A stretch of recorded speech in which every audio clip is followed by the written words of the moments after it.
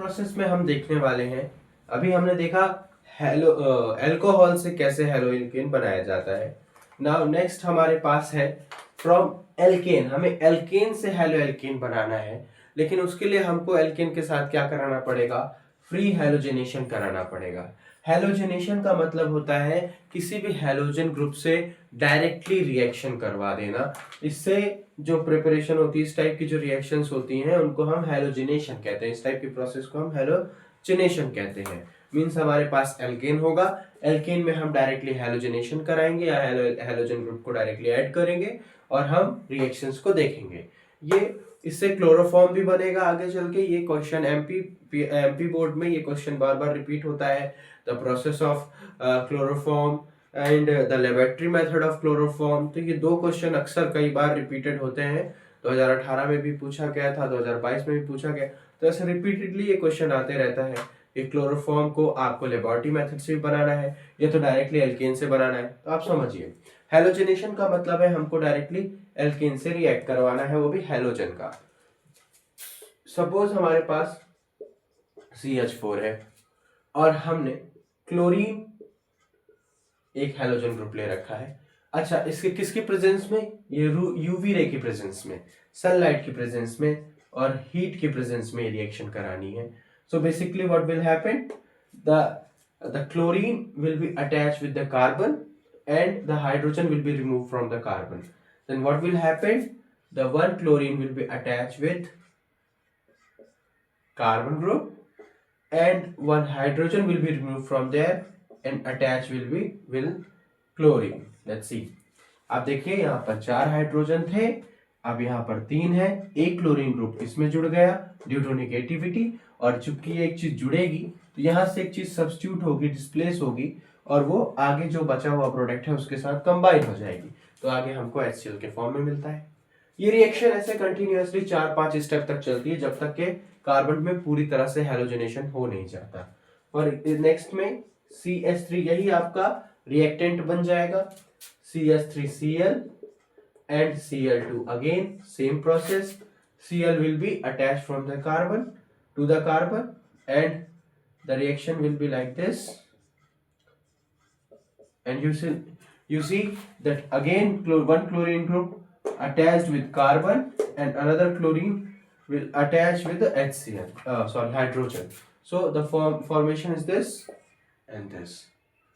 Again, this is methyl chloride, this is dichloride, methyl chloride, dichloromethyl बोल सकते हैं.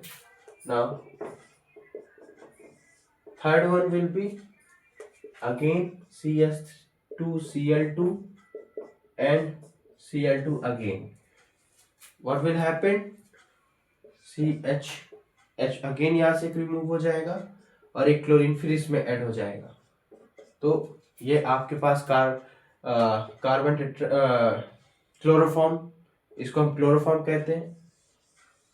ये ट्राइक्लोरोमीथेन या ये डाइक्लोरोमीथेन, ये trichloromethane and again HCl will form. अब आप देखिए एक बार फिर ये रिएक्शन होगी क्योंकि हमको कार्बन के चारों तरफ हेलोजन ग्रुप को ऐड करना है। सो अगेन हम क्लोरोफॉर्म को यहाँ पर लेते हैं एंड Cl2 से रिएक्ट कराते हैं एंड अगेन एक यहाँ पे हाइड्रोजन रिमूव होगा और क्लोरीन ऐड होगा। तो यहाँ पर हमारे सामने रिएक्शन कंप्लीट होगी by carbon tetrachloride and HCl will be remain here. So this is the reaction जिसमें हम देख पा रहे हैं एल्केन से हमने हेलो एल्केन बनाया by the process of free halogenation. आप ये रिएक्शंस को नोट कर लीजिए। अगर कोई भी डाउट है तो कमेंट सेक्शन में कमेंट करिए, मैं आपको उस डाउट को क्लियर करूंगा। लेट्स सी, देखिए आपने सबसे पहले मैंने क्या किया, मीथेन लिया, मीथेन का क्लोरीन से रिएक्ट करवाया, जहां पर क्लोरीन यहाँ एक जुड़ता है और यहाँ से हाइड्रोजन सब्स्टिट्यूट होता है और HCl फॉर्म करता है। अगेन सेम चीज होने वाली है, रिपीटेडली ये 4 स्टेप में होने वाला है। आप इसकी जगह क्लोरीन की जगह ब्रोमीन भी रख सकते हैं, ब्रोमीन की जगह आयोडीन भी रख सकते हैं। अंडरस्टैंड? तो यहाँ पर आपके पास जैसे यहाँ पर क्लोरोफॉर्म फॉर्म हुआ है, इसका नाम क्लोरोफॉर्म है। मेरे पास स्पेस नहीं है तो आप नोट डाउन कर लीजिए, CHCl3 is known as chloroform. आगे अगर ब्रोमीन यहाँ पर ऐड हो जाए तो यहाँ पर ब्रोमोफॉर्म बन जाएगा। अगर आयोडीन ऐड हो जाए तो आयोडो फॉर्म बन जाएगा। I hope you are understand, you are going to understand कि ये क्या हो रहा है। आगे ये क्वेश्चन आप इसको ट्रिपल स्टार लगा लो, ये क्वेश्चन आ ही सकता है एमपी बोर्ड में, तो क्वाइट पॉसिबल है, आपके लिए शॉर्ट रिवीजन है, आप इसको नोट जरूर करके रखिए। नेक्स्ट, तब तक आप इसको नोट करिए।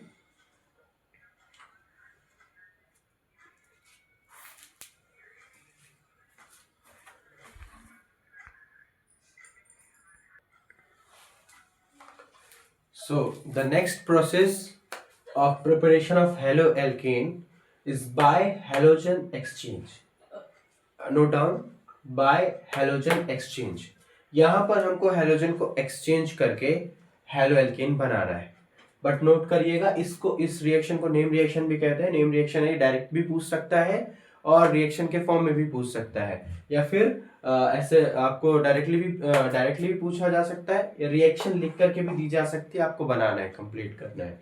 तो लेट्स सी, इसको अपन फिंकस्टीन रिएक्शन भी कहते हैं। इसमें बेसिकली हमको करना क्या है, आयोडोएल्केन easily formed by reaction of bromoalkane or chloroalkane by heating sodium iodide in acetone or methanol. Let's see, आयोडोएल्केन बनाना है हमें, जो कि एक टाइप का हेलोएल्केन है। लेकिन ये किससे बनेगा, ये ऑलरेडी किससे बनेगा, आपके हेलोएल्केन से ही बनेगा। जैसे या ब्रोमोएल्केन आप ले लो या तो क्लोरोएल्केन ले लो, डजेंट मैटर। बट किसको आपको क्या करना है, बाय हीटिंग सोडियम आयोडाइड यानी NaI सोडियम आयोडाइड को एसीटोन में और मेथेनॉल में किसी के भी प्रेजेंस में आपको रख करके ये करना है। अच्छा, सोडियम आयोडाइड को एसीटोन और मेथेनॉल में हम क्यों मिला रहे हैं, क्योंकि जो सोडियम आयोडाइड होता है वो कंप्लीटली डिसॉल्व हो जाता है एसीटोन और मेथेनॉल में। मीनवाइल अगर अपन NaCl लेते हैं या फिर NaBr लेते हैं, है ना, तो वो क्या होते हैं, पार्शियली डिसॉल्व होते हैं फर्स्ट ऑफ ऑल, एंड वो सेपरेट हो जाते हैं आपस में, तो उससे रिएक्शन कंप्लीट नहीं होती। दैट्स वाई हम यहाँ पर सोडियम आयोडाइड को एसीटोन और मेथेनॉल के लिए यूज करते हैं।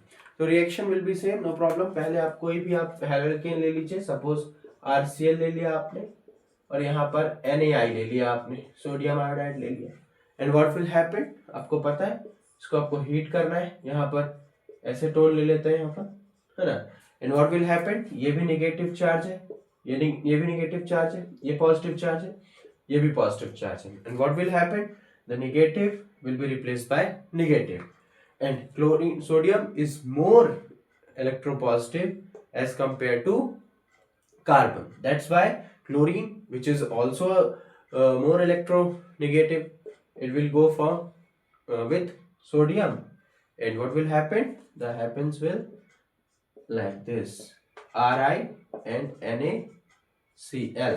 तो आप देख सकते हो सोडियम ज्यादा पॉजिटिव है और क्लोरीन ज्यादा नेगेटिव है, तो ज्यादा पॉजिटिव ज्यादा नेगेटिव की तरफ अट्रैक्ट होगा और ये दोनों आपस में बॉन्ड बना के NaCl सॉल्ट प्रिपेयर करेंगे। मीनवाइल यहाँ पर क्या चीज बन जाएगी आपके सामने, आप देख सकते हो Ri, जो कि हमको बनाना है, जो हमारा प्रोडक्ट है आयोडोएल्केन, आयोडोएल्केन, ये हमारे सामने फॉर्म हो गया। आप इसको डायरेक्टली रिएक्शन फॉर्म में भी लिख सकते हो। सपोज आपके सामने ये है और यहाँ पर NaI है, एंड व्हाट विल हैपन, ये copy paste CH3I and NaCl, look it, note down fast। आप एक मैं रिएक्शन आपको देता हूं, आप घर में ट्राई करिए, बहुत ही आसान है ये, वैसे भी कोई बहुत डिफिकल्ट चीज नहीं है। मान लीजिए सपोज मैंने आपको ये दे दिया, RBr दे दिया और NaI दे दिया, and what will happen, you know very well, यहाँ पर मैंने मेथेनॉल दे दिया basically, so no problem, heat करना है आपको, एंड यहाँ पर जो भी आएगा आप उसको बना के बताइए, नोट डाउन दिस।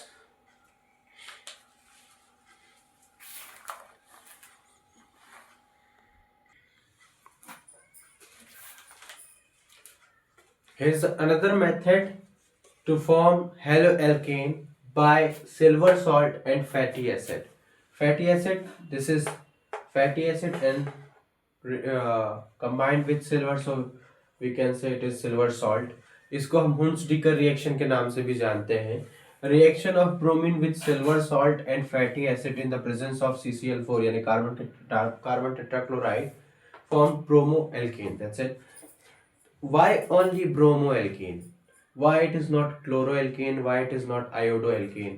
Because क्योंकि जब हम ब्रोमीन का रिएक्शन सॉल्ट से, सिल्वर सॉल्ट से और फैटी एसिड से कराते हैं तो हमको ब्रोमो एल्केन मिलता है, जो कि हमारा प्रोडक्ट है, हेलो एल्केन है. वहीं पर जब आप इसका आयोडीन से रिएक्शन करवाते हो तो ये फॉर्म करता है ईस्टर. क्या फॉर्म करता है? Easter. So this is the problem.